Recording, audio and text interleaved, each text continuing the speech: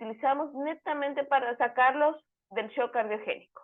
Entonces, ahí estamos hablando balón, ECMO, Impella, Tandem.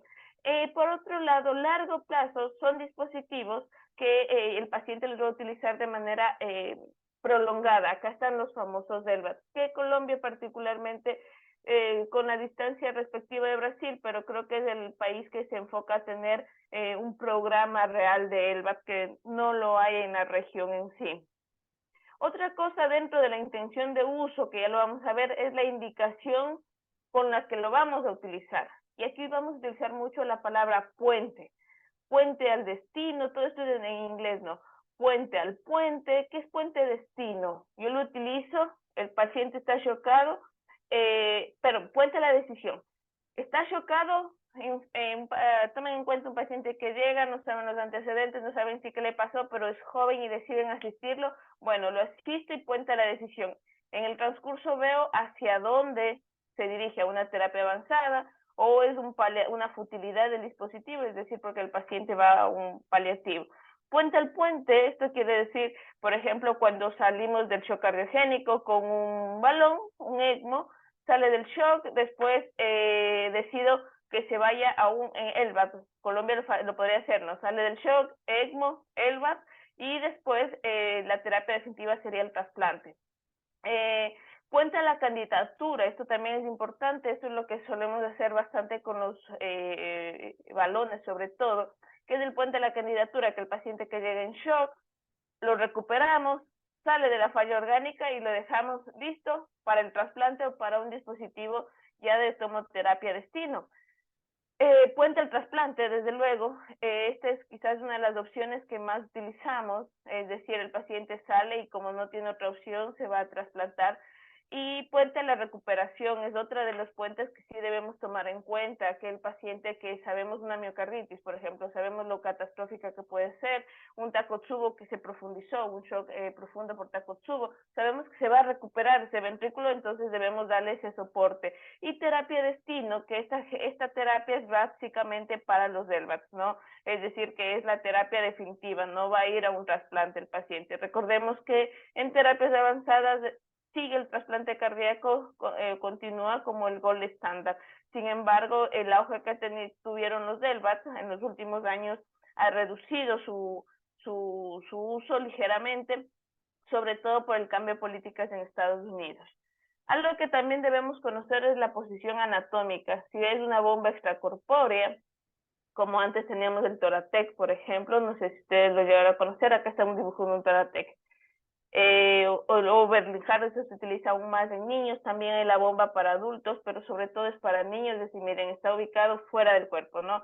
Las bombas intracorpóreas, bombas paracorpóreas que eran, ya no se utilizan casi estas bombas de paracorpóreas, y el trasplante artificial ortotópico, que es el reemplazo total del corazón. Mecanismo de la bomba. Si la bomba, que es este dispositivo, es pulsátil, que puede ser neumática o eléctrica, y en la actualidad son eléctricas, o continuo si el flujo que nos da es continuo, o centrífuga. Esto también ha variado, hay estudios que, fíjense que estamos hablando qué pasa con la pulsatilidad. Nosotros mantenemos un flujo a nivel de pulsátil, pero estos dispositivos nos han dicho lo contrario, pero estamos, que me refiero a que es un flujo continuo el que nos brindan. ¿Cómo nos vamos en contra de la fisiología? Pero parecen existir ya nuevos reportes en el que debemos buscar pulsatilidad. Sin embargo, no está todo definido y los nuevos dispositivos realmente son de flujo continuo. Perdón, y lo último, axial. Bueno, acá tengo básicamente una centrífuga, pero también el mecanismo axial ya fue abandonado. Nos vamos a centrar en el corto plazo. Primero necesitaba que se entienda mucho la terminología que utilizamos y por qué por ahí algunos estaban quizás preguntando por qué no un ELVAT. Es porque ese es un dispositivo básicamente a largo plazo.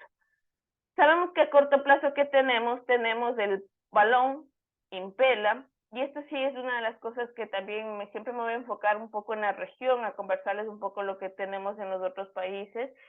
Tengo la fortuna de conocer bastante de cerca lo que hace Colombia, y lamentablemente nosotros de Impella no disponemos. ¿Por qué digo lamentablemente? Porque es una opción, ¿no? Es una opción que quisiéramos tener.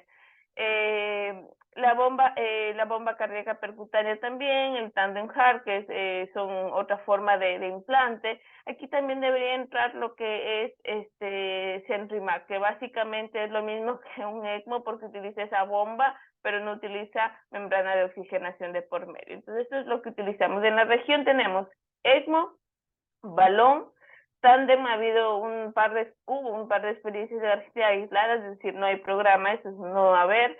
Impela tienen muy pocos países, pero no de manera sistemática, no de una forma en la que, bueno, shock cardiogénico, sí, este paciente sí va Impela, sino hay países que bueno, lo reconsideran para quien brindarle un Impela.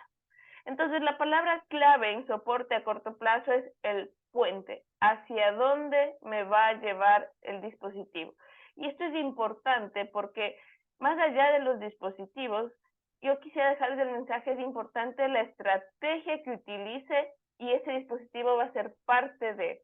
¿A qué voy con esto? Es muy importante el momento de la decisión y cuándo el paciente entra o no entra a un dispositivo. Pensemos en algún paciente muy profundo que ha estado varios años, profundo me refiero a la profundidad del shock, con una falla orgánica de varios días, que habitualmente el shock puede ser un poco más empinado el descenso, ¿no?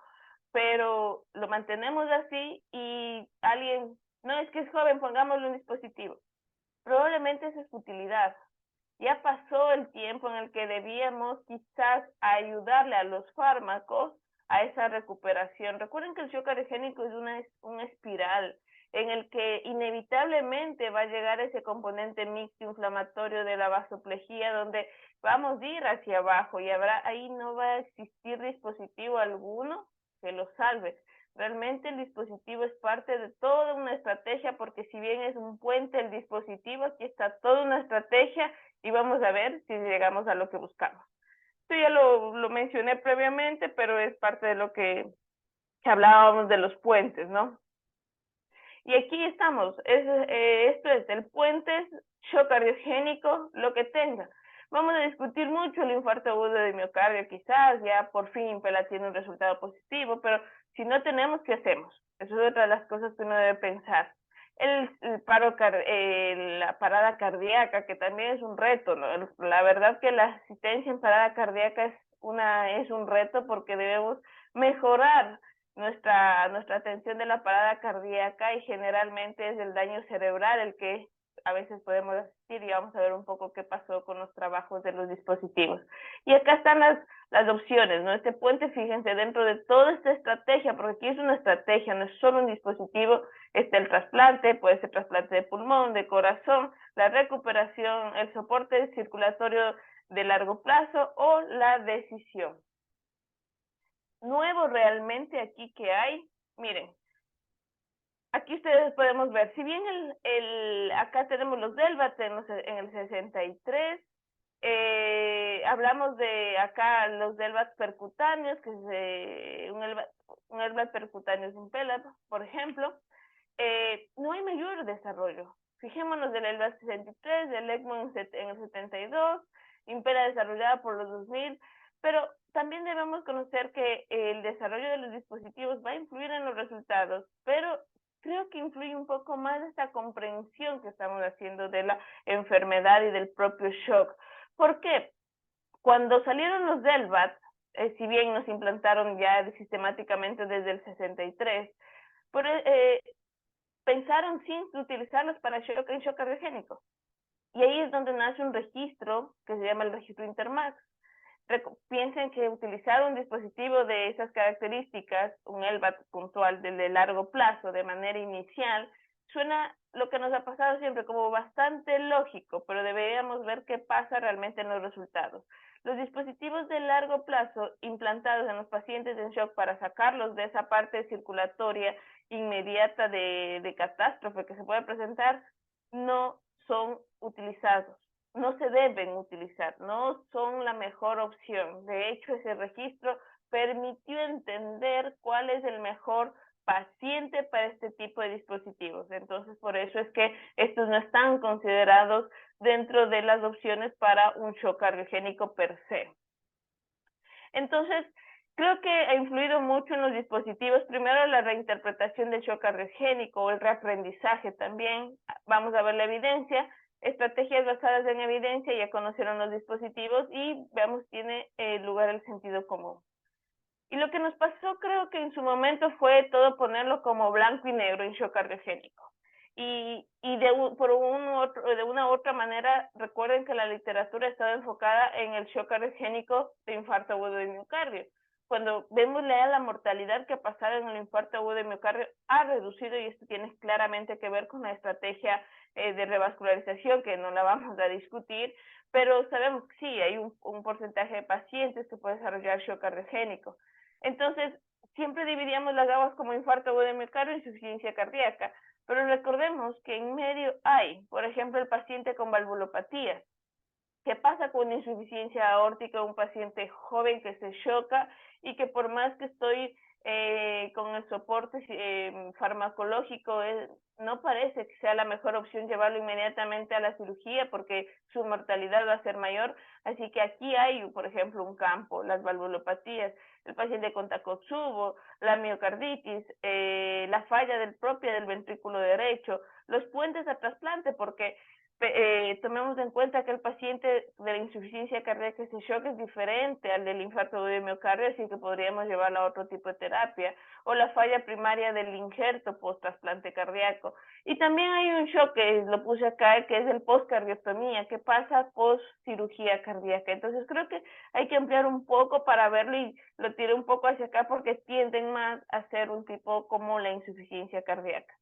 La mortalidad es igual, sabemos que sí, la mortalidad del shock cardiogénico por infarto o miocardio sigue siendo mayor, pero recordemos que en la actualidad el shock cardiogénico por insuficiencia cardíaca supera ya en casos cómo se presentan en el número de pacientes que tenemos en las áreas de los cuidados críticos cardiovasculares. Hablar de terapia óptima y cuál debemos de elegir, excluyendo lo que es de largo plazo, que todo puede ser el corazón artificial, que eso tampoco tenemos experiencia en Latinoamérica, los dispositivos o el trasplante cardíaco. Bueno, ¿qué elegimos?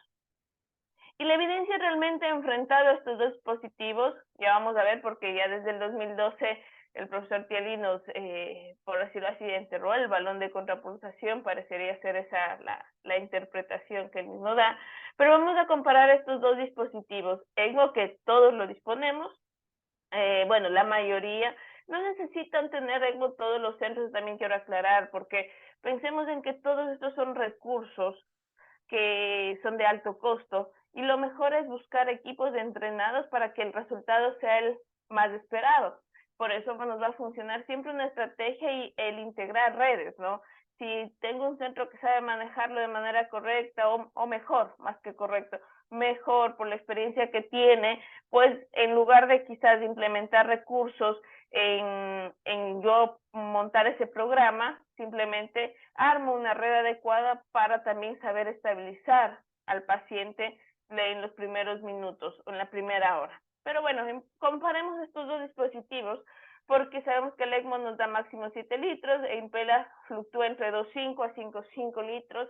El de 2,5 básicamente en los registros y los trabajos que hicieron no fueron los resultados positivos. De hecho, hay tendencia a aumento de mortalidad, básicamente no es utilizado, y particularmente es uno de los dispositivos que nos han enviado a varios de los países que utilizan Impella. Insisto, no es frecuente el uso, pero ya hay Impella en la región, ¿no?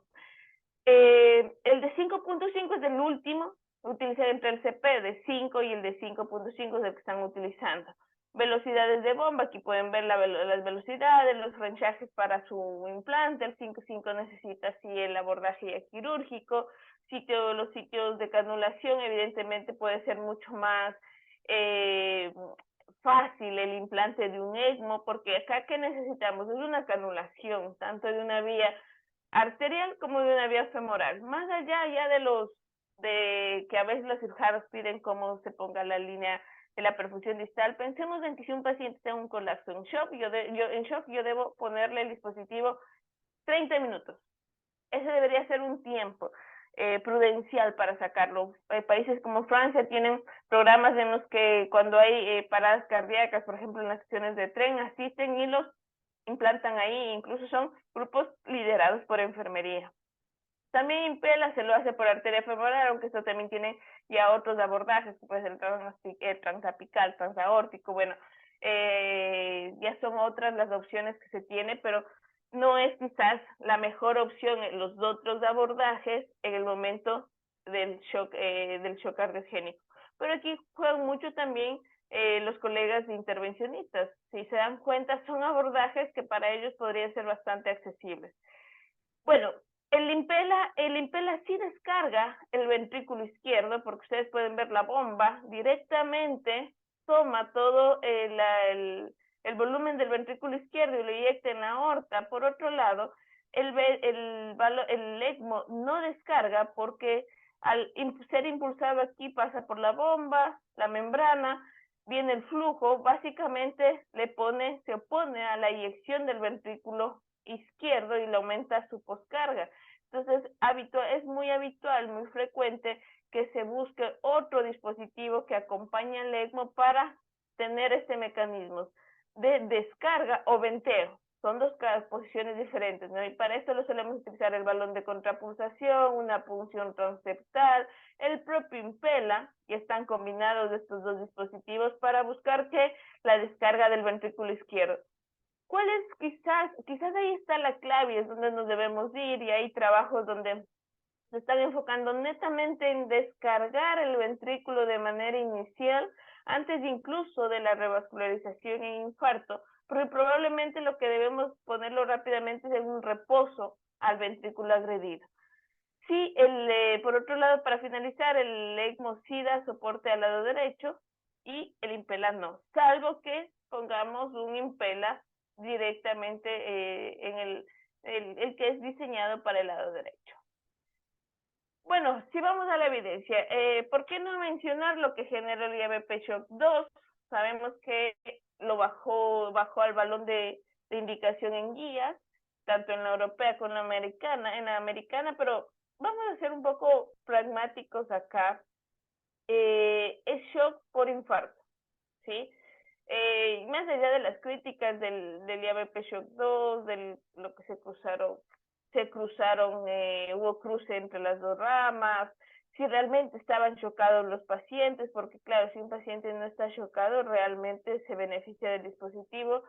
Bueno, la indicación queda en no para todos, que es algo aplicable para todos los dispositivos. Eso también es muy importante, no para todos. Y las guías fueron claras en dejarlo para, sobre todo, las complicaciones mecánicas. En general, cuando hablamos de los dispositivos percutáneos, incluido Impela, porque llegó el balón de contrapulsación, bueno, ya con IABP Shock 2 no está listo, entonces es el paso para Impela. Realmente Impela, con los dos trabajos iniciales, que aquí se utilizó el 2.5, con el ISAR y el IMPRES, ni siquiera le pudo superar al balón de contrapulsación. Bajo número, no interpretar, no para tomar decisiones, sí, pero ya nos dejaba una alerta de que probablemente no todo es del flujo, esa interpretación que estábamos dando, porque al balón se le ha criticado que da medio litro a 1 litro, y que claramente Impela iba a dar 2.5, así que quizás el flujo era el secreto y al parecer no. Así que bueno, no teníamos una evidencia que nos diga este es el dispositivo que debemos utilizar. Hasta que finalmente empezaron a llegar, ya desde hace 2 años aproximadamente, estudios para evaluar todos estos dispositivos que a quienes lo utilizamos, por decirlo así, los defendemos por lo que vemos, pero bueno, la evidencia debe hablar. Vino el estudio del ECMO CIES, que realmente evaluó no si debemos utilizar o no un ECMO, evaluó si es que el momento de implantar un ECMO, si debemos esperar quizás esa profundidad del shock, que es lo que habitualmente hacemos. No es que un paciente decimos shock cardiogénico e inmediatamente implantamos un ECMO o buscamos un dispositivo, o simplemente esa es la estrategia habitual, pero lo pusieron como una estrategia conservadora. pero por otro lado teníamos la rama en la que se iba a implantar de manera más temprana el ECMO. Entonces, no esperar esa catástrofe, pero sí ya en un paciente que tenía un shock cardíaco, shock profundo establecido, no aquel que iba como refractario, que es lo que habitualmente hacemos, esa refractariedad. Entonces, bueno, fue un estudio multicéntrico, fue hecho en República Checa, evidentemente fue un open label, fue del 2014 al 2022, fueron 117 pacientes. Como siempre acá estábamos 30%, que es lo habitual de mujeres en los dispositivos. Y esto decíamos, 14% utilizó Venteo, que es algo que es muy habitual, que ustedes vean dos dispositivos, otro dispositivo que acompaña al ECMO. Entonces, bueno, este estudio concluyó que no hay ninguna ventaja en implantar el ECMO de manera más temprana, es decir, debemos mantener la conducta de ver la evolución del shock e implantarlo en el momento en el que veamos que ya no está alcanzando el tipo de estrategia que tenemos, así que no es necesario adelantarlo. Pero vino el estudio, el SLS Shock, que básicamente nos dejó en las dudas de, bueno, si no es balón y por el mismo autor, no tampoco es ECMO. Este estudio fue realizado, no, sin la participación latinoamericana, una de las cosas que también hay que mencionar. Vamos a tener en la terapia ECMO 209 pacientes, vamos a tener 208 en la terapia, en no ECMO y en la terapia ECMO 208 pacientes. Esta es la curva, ¿no? Entonces, para ser simples, la idea era tampoco ECMO. Una vez más, pacientes en shock, pero por infarto agudo de miocardio. Recuerden que también toda la literatura está enfocada en infarto agudo de miocardio. Acá, cosas que debemos también plantear, por ejemplo, que en el grupo que fue a ECMO, un 13% recibió otro tipo de soporte, ¿sí? El 75% fue por una inestabilidad severa y 18% porque aumentó el láctico aumentó el láctico, y eso fue una de las causas de considerar que se profundizó el shock. Ahora, este trabajo es muy interesante analizarlo, porque cuando vemos 77% de pacientes requirió RCP, es decir, fue una parada cardíaca. Entonces, sabemos todos los resultados de estudios de registro, de observacionales que nos hablan de la estrategia de ICPR, es decir, de tratar a un paciente la parada cardíaca con ECMO, que no son los mejores. Pero bueno, también por otro lado, uno puede pensar, quizás el 100% está muerto, acá hay algo que rescatamos. Por otro lado, en este trabajo, solo el 6% recibió descarga del BEI. Recuerden que en el previo hubo 14%, entonces acá menos incluso de lo que nosotros pensamos que es algo fundamental. Y digo pensamos porque tampoco tenemos una evidencia clara. En los pocos trabajos que hay parece que estamos un poco equivocados todavía. Acá hablamos de un 95% de perfusión distal, que conocemos es una de las complicaciones que se teme con este dispositivo. Bueno, entonces, ni ECMO ni balón acorde a la evidencia.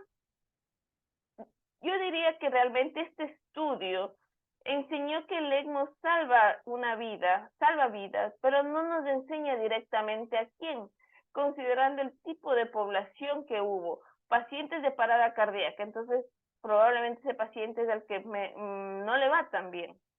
Esos pacientes generalmente elevan más láctico que los pacientes de shock cardiogénico. Entonces, esa elevación del láctico fue por la parte neurológica o realmente por el colapso circulatorio, y empleamos aún más otro dispositivo. Y esta parte que les decía ya, que para todos quienes estamos en estas terapias decimos, no, siempre hay que descargar. Ya se vienen trabajos que nos hablan de si descargamos o no descargamos. Y mucho tiene que ver porque se habla de que la descarga del ventrículo izquierdo, como decía previamente, incluso en pacientes con infarto de miocardio, incluso antes de la terapia de revascularización, estoy hablando de minutos, tampoco vamos a perder horas, sería más beneficiosa porque reduce todavía el tamaño de la zona afectada y evita ese daño de injuria y reperfusión. Entonces, esa es nuestra duda. ¿Es clave la descarga? Según nosotros sí, pero esperamos en un lab, que es de un estudio directamente en ESMO para ver si hay cambios, pero no hay beneficio en la mortalidad de los trabajos que se han presentado de quienes sí descargan y quienes no hacen descarga del ventrículo izquierdo independiente de la estrategia utilizada, sea septostomía, balón o el propio impela. Entonces, el trabajo más el dispositivo más utilizado, porque la cantidad de registros, de reportes de impela es abrumadora, realmente tenía poca evidencia. Ya nos bajaron el balón. En el ECMO siempre ha habido resistencia, porque desde luego a su mecanismo antifisiológico, muchos dicen cómo eso puede ayudar. No se va a discutir el mecanismo que no suena tampoco muy lógico de ayudar, cómo ayuda eso, o realmente estamos salvando solamente la parte circulatoria, que con eso ya logramos un reposo cardíaco y una recuperación cardíaca, en fin. Pero el más utilizado tenía poca evidencia, y evidencia que en más de una ocasión hablaba de aumento de mortalidad y de mayor sangrado, porque impela, como es una bomba que genera hemólisis, fue una de las principales efectos adversos que se vio al inicio. También tuvieron que ir corrigiendo mucho. Ahora, en cambio, se utiliza bicarbonato en el priming del dispositivo, al parecer, con lo cual han visto mejores resultados, disminución del sangrado, de la hemólisis, y esto podría traer cola, ¿no? Que ya la vamos a ver un ratito. Así que bueno, llegó en base a esto Danger Shock, que si bien Danger fue por los países donde fue realizado, yo creo que Danger parecería nos puso en peligro en Latinoamérica, porque nosotros no disponemos de este dispositivo, y tenemos que decir que al fin hay un resultado positivo para impela. Ahora, pensemos que este estudio realmente fue en el grupo de ANEL lo pensó hacerlo en 6 años. Vean que estaba pensado para el 2018 y no fue así. Pero el 2018 recién tenían 100 pacientes reclutados, y de ahí es donde ingresa Alemania con el grupo de Thiel también. Los 360 pacientes que utilizaron en este estudio brindó un poder de 80% para una reducción absoluta de riesgo de 18%. Vamos a fijarnos un poco en esto. Tengo la barra arriba, listo. La edad media fue de 68 años, 21% de mujeres. Lo que les había dicho es algo ya muy típico, que ese porcentaje sea habitual para la representación de mujeres en los ensayos. El láctico medio fue de 4.5, en el SLC Shock fue más alto, fue 6.7. La media de la fracción de eyección 25%.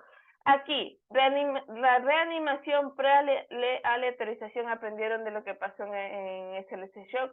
Solo se aceptó un 20% de pacientes, a diferencia del 77% del estudio previo.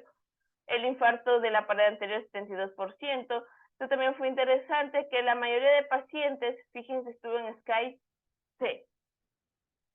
Cuando la práctica habitual, por así decirlo, probablemente los dispositivos entran en el SCAI D.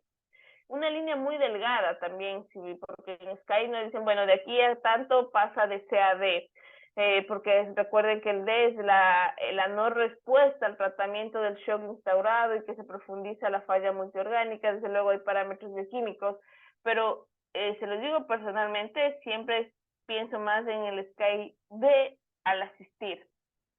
Desde luego estamos hablando en este caso de infarto, que quizás en el infarto si uno se pone a pensar, dice, bueno, es que en el infarto quizás, si sabes que es una descendente anterior proximal, estás anticipando una catástrofe. Quizás ese haya sido una de las formas del por qué también pensar de que si ya un paciente con un infarto y que se revasculariza, porque acá se revascularizaron los pacientes, y ya presenta shock, quizás es porque la afectación miocárdica es de tal, va a ser tan profunda que debemos ser más proactivos y no reactivos en el tratamiento del shock. Fíjense que el 96% recibió intervención percutánea. En el Danger fue una vez más infarto agudo de miocardio con elevación del ST sin elevación, pero acá en los dos estudios de infarto sí están excluidas las complicaciones mecánicas, ¿no? Y básicamente en los dos la mayor diferencia en la población va a estar en el 77% que recibieron reanimación o hubo parada cardíaca en ese shock, y en Danger solo el 20%. Acá creo que es algo importante destacar también qué pasa con el implante, en qué momento se asistió a estos pacientes. Fíjense que acá fue el 57%, es decir, esto fue muy a decisión del grupo, ¿no? Esto sí no fue aleatorizado, pero la mayoría decide precisamente con este enfoque. Ya me voy a anticipar a lo que puede venir acorde a al tipo de infarto que estoy prediciendo, quizás, porque si bien tenemos guías, la guía del electro, decimos, bueno, puede ser una descendente anterior proximal, y el paciente está ya complicado con cambios a nivel de marcadores bioquímicos, entonces vamos a irnos antes con el dispositivo. Así que el 57% pre-ATC recibió soporte. Tiempo desde el inicio de síntomas de la hipertensión fue extremadamente rápido. ¿Y cuánto tiempo estuvieron con Impella? 60 horas. En el SLC Shock, para quienes están familiarizados con el manejo de ECMO, todos podemos recordar, un paciente que se va o espera una recuperación miocárdica, le estoy buscando entre el tercer y quinto día realmente. En ese shock, llamativamente, la media de asistencia fue menos de 3 días. Entonces, eso fue una de las cosas que personalmente sí me llamaba la atención, porque básicamente estos dispositivos nos ayudan a ganar tiempo. Acá podemos ver cómo en este grupo de pacientes, cómo estuvieron distribuidos, ¿no? 179 recibieron Impella, y en el tratamiento estándar, bueno, hubo casi un 20% que sí recibió ECMO-BA, porque en el otro grupo de tratamiento estándar que pensábamos iba a ser solo fármacos, no, desde luego, si el paciente se profundizaba, puede utilizar otro tipo de soporte que no fuera Impella, aunque sí se usó Impella, ustedes pueden ver cuántos hubo Impella, incluso 2.5 casi, pero bueno, llegaron a utilizarlo, ese fue un caso. Impella 5, Impella CP o lo que llamamos el ECPELA, que es la combinación de un ECMO y un Impella. Bueno, los resultados igual, conocidos, pero un planteamiento llamativo, ¿no? Se buscó a 180 días del beneficio. Ya voy a hacer un comentario más adelante. Sí, la diferencia fue positiva, fue significativa además, con un hazard de una reducción del 26% y con un intervalo de confianza, como dicen en Argentina, ahí pegando en el palo con un 0,99. ¿Qué pasaba a los 30 días? Curvas están ahí por ahí. SLS Shock fue evaluado a 30 días. Pero ¿qué pasó en este estudio?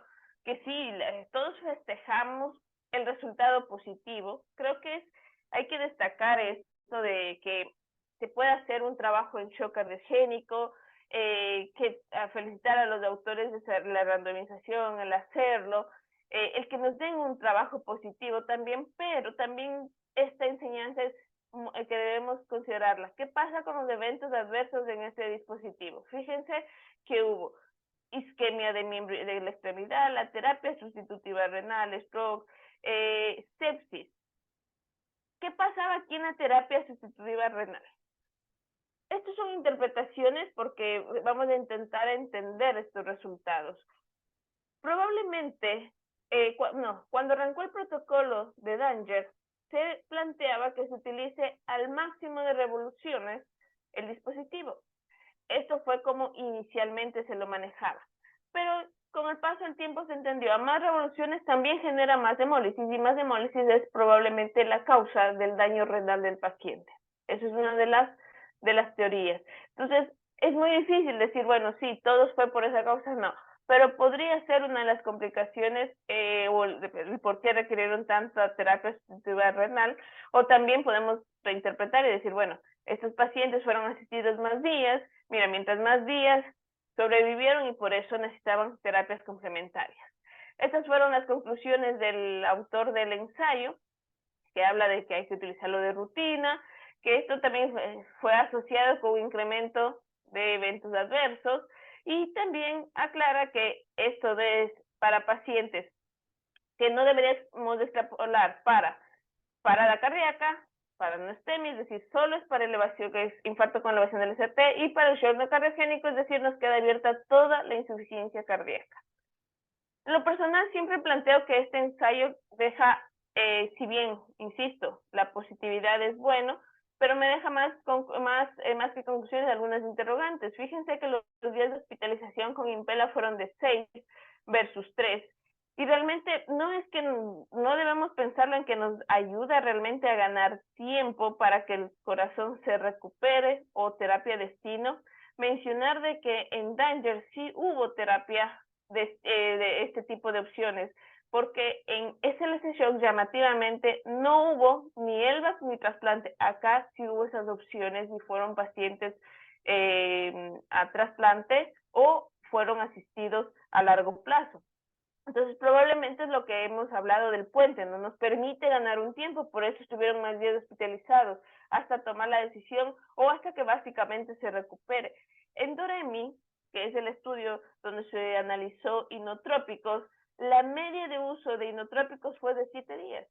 Entonces, nos ayudan a ganar tiempo los dos, tanto los fármacos como un dispositivo. Quizás el verdadero crossover no es de lo que ellos plantean, y es 25%, porque fueron 18 ECMO, más los Impellas que hubo, más el ECMELA que hubo, los ECMELAs que hubo, parecería que fue un cuarto de la población que realmente se cruzó. Y esto también, cuando se hablaba de Danger, se dijo, miren, NNT de 8, fantástico. Fijémonos del intervalo de confianza de este NNT, de 4 a 42 es. Recuerden que pegan el palo también el intervalo de confianza del Hazard. Pero el NNH, 6, de 4 a 9. Realmente acá no triunfa esa mortalidad de esos eventos adversos. Por otro lado, lo que les decía previamente, la mayor cantidad de eventos adversos, hay que pensar como el requerimiento de terapia sustitutiva renal. Quizás no hay un sesgo de la sobrevida por el riesgo competitivo que existe, ya que lo que les mencioné, quizás estos pacientes, por más la hemólisis que hicieron, es porque sobrevivieron y más adelante requirieron otras terapias, otra terapia complementaria. Algo que también ya lo había planteado un poquito antes al comentarlo. ¿Por qué si buscamos ayuda en la fase aguda, la mortalidad a los 30 días fue similar? Y hubo que evaluar a los 180 días, que ahí entra el sesgo de los eventos adversos. Y otra cosa, ¿realmente es costo efectivo? Recuerden que para familiarizarnos con todos estos dispositivos vale la pena entrenarnos. Quizás así disminuimos estos eventos adversos. Ahora, realmente es costo efectivo para nuestros sistemas, un dispositivo que para nosotros bordea aún los $30,000 a $40,000 con este NNH. Todavía nos dejó interrogantes, pero vale la pena destacar que al fin hay un trabajo positivo en shock cardiogénico después de la revascularización. Entonces, si comparamos estos dos dispositivos, lo que sí debo decir es que Impella, la bomba, trató el problema de bomba, que era el shock, pero en ECMO, en su trabajo, aprendimos que el ECMO no trata la hiperlactatemia que genera el daño cerebral post parada cardíaca. Es una forma de ver quizás estos dos ensayos donde hubo un 77% de pacientes que tuvieron parada cardíaca. Si nos basamos en la evidencia, ¿qué estrategia podríamos tomar?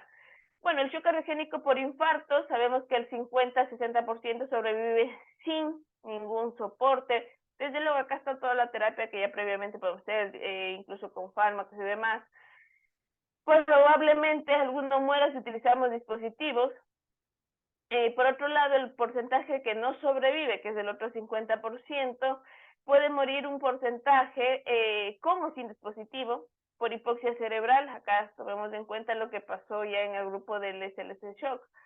Acá podemos tomar en cuenta de que un 14 a 25% puede sobrevivir por el dispositivo y puntualmente 5% por un ECMO-VA.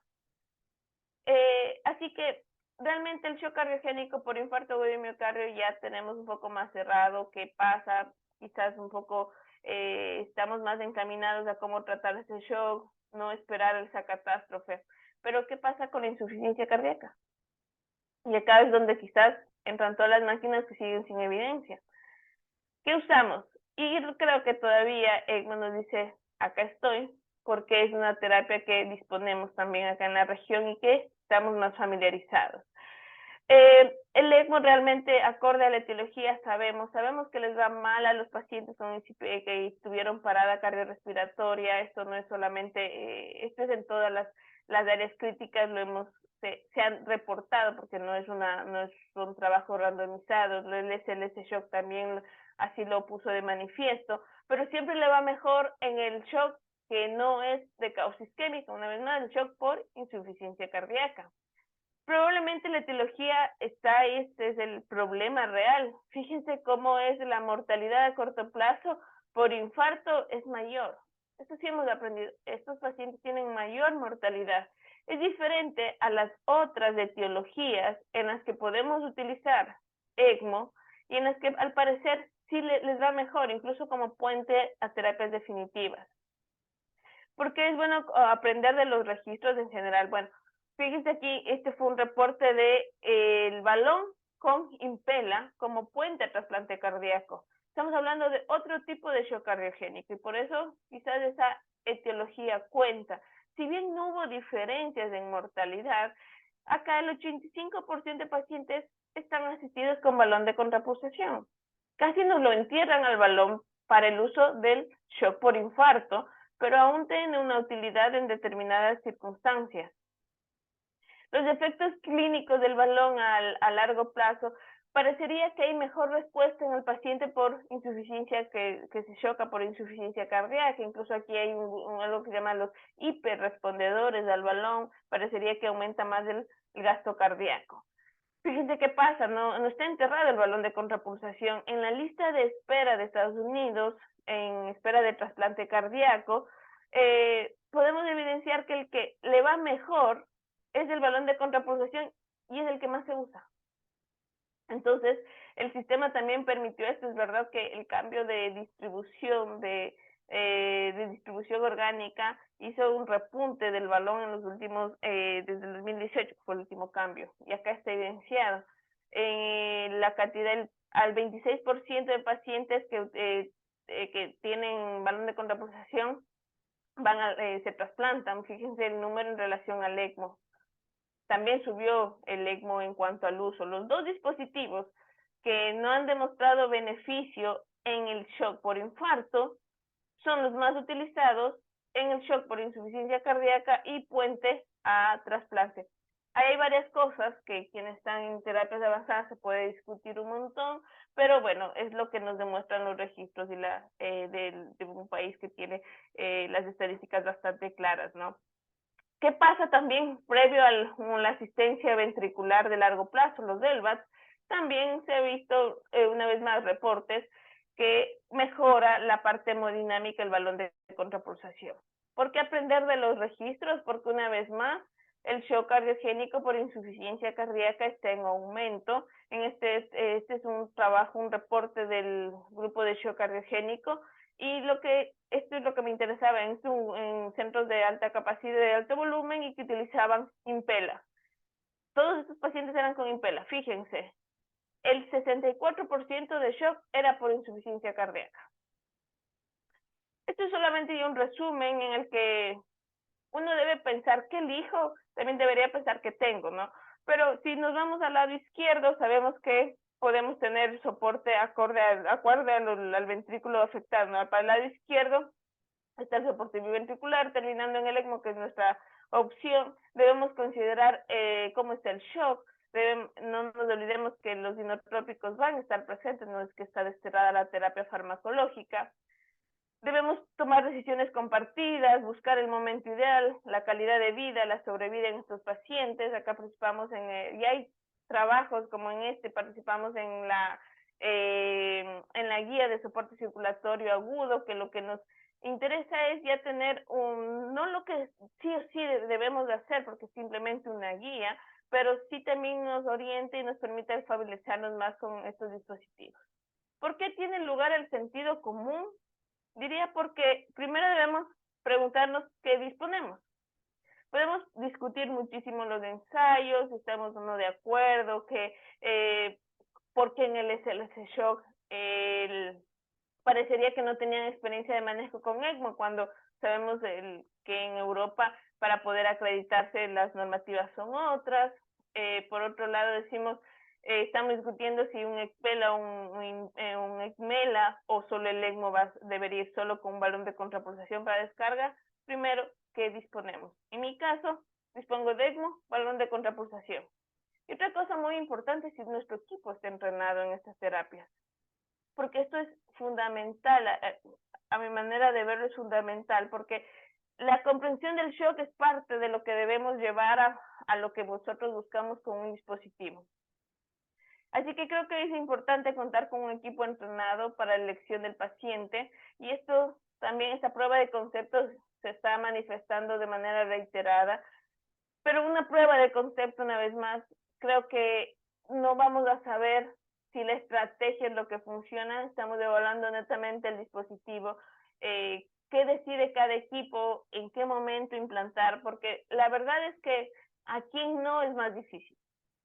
La verdad ya no como antes estábamos, no, sí, él sí, buscábamos como el sí, sí, no, realmente en la actualidad debería ser a quién no, y debemos buscar todos esos parámetros que nos lleven a pensar que no va a funcionar la estrategia que estoy planteando con un dispositivo de por medio, tomando en cuenta que estos dispositivos implican un costo que pueden ser muy elevados acorde a nuestros sistemas. Bueno, esto es lo que hacemos en Clínica Guayaquil. Nosotros, mi país no contaba en su momento ni con trasplante, ni con programa de soporte circulatorio. Arrancamos con ECMO, con balón, que es lo que disponemos. Así que bueno, vemos resultados. No digo que esto necesariamente sirve, creo que la selección del paciente y el equipo es fundamental. Bueno, es lo que tenía para compartirles.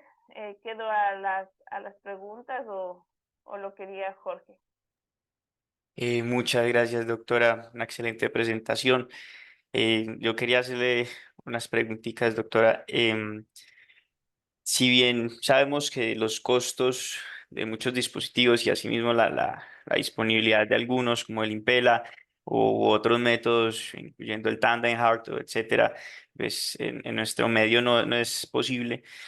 Quería preguntarle sobre el futuro que viene teniendo estos dispositivos. Incluso lo mencionó durante la charla, ya se está utilizando combinación de ECMO con asistencia ventricular con el ECPELA. Si digamos sobrellevando estos costos, pues su opinión sobre estas nuevas intervenciones de asistencia ventricular combinada, sí, hacia el futuro que podrían representarnos. Muchas gracias. Mira, creo que es parte de lo que decía, que nos falta entender algo más, ¿sí? No es lo mismo descargar el ventrículo que ventear el ventrículo, ¿sí? Así que en la descarga es el Impela sí descarga el ventrículo, y la tendencia de lo que trabajos experimentales están demostrando es que lo mejor es descargarlo, ¿ya? Por ende, si yo descargo el ventrículo, pensemos en que este dispositivo lo hace, es una muy buena opción. ¿Qué pasa con temas costos? Es verdad. Acá también hay que ver por qué la industria nos pone en costos tan elevados de estos dispositivos. La verdad que no, es muy difícil entenderlo. Creo que acá sí sería, bueno, es un decir, ¿no? El por qué para Latinoamérica son tan costosos, cuando un dispositivo de estas características en Estados Unidos tiene un 50% el valor.